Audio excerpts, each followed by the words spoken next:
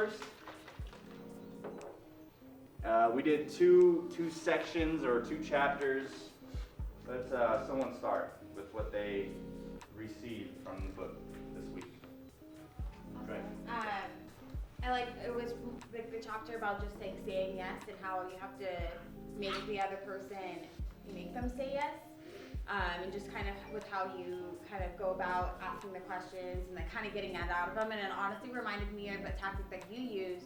It was like me and Eric, we heard you on the phone one day talking to somebody who was like interested in having you list the property, and he asked about commission, and you wanted to see like what it was going to be, and you basically were like, let me ask you this, are you willing to give something or work together to find something that's good for you, like fair for you and fair for me? Wow, you memorized that off of one.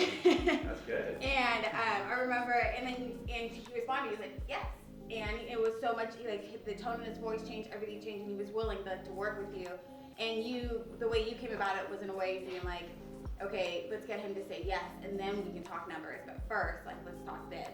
And I remember Eric and I later were like, that was cool. And he was like, yeah, that was good. Do you remember that? Yeah. We both were like, that was good. Like. Good. I believe one of the chapters is saying a drop of honey, right? That's the title of one of the chapters. And it's basically saying a drop of honey, like a drop of something sweet is more powerful than a whole gallon of like poison, compared to like you'll catch more flies with that little sweet drop of honey compared to a whole gallon of another liquid. Right. And so like, then it talks about how like Rockefeller complimented his workers for going on strike and how peacefully they did it. So instead of bashing them and throwing facts at them, to get them to work again, he complimented them on how peaceful they went on strike and everything. And then after that, the matter was resolved, and he ended up taking them out. Yep. They went bowling or something like that? Yeah. Yep. Yeah. So this just goes to show, just using that little bit of sweetness, that little bit of I guess not criticism, but that little bit of like encouragement or something like that. It goes a long way. It's funny because it's like when it's true, like if you don't get a yes response from somebody right away and they say no, you can't take that back from them. It's like their pride, their ego, and especially like I don't know, I just think it's important to get that person to say yes at first, because it keeps an open mind, it keeps them positive, it keeps them wanting to hear more from you because it excites them, rather than the first thing they say is no. Yeah. All right. So, for listing side, go ahead, Rachel. 12 listing appointments set. We need 7 more. That sounds right. Is that right? Okay. 12 set, 7 more. We've had 4 signs. We need 7 more. So none have sold. So we still need a little over 6 sold this week.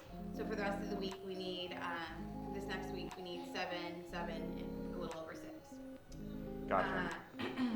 In pre-marketing, we have 8. We have 1 currently on the market and 9 in escrow. Addresses going on the market this week is R12 and then maybe the mobile home. So my goal for the month was to set 4 consoles. I set 2 so far, still need 2 more. I have 0 signed right now, 0 sold. But 2 in escrow. But 2 in escrow, yeah. Right now you're tied with Gus on escrows. On escrows. And he's got like 4 escrows though. New buyer's names. I got a dad. She was looking for a 3.2, 220 is her max. Something I struggled with last year was just finding homes for my buyers. I feel like that's been really difficult, just because our inventory is really low. Okay, real quick, are we talking about that on our buyer broker appointments? I am.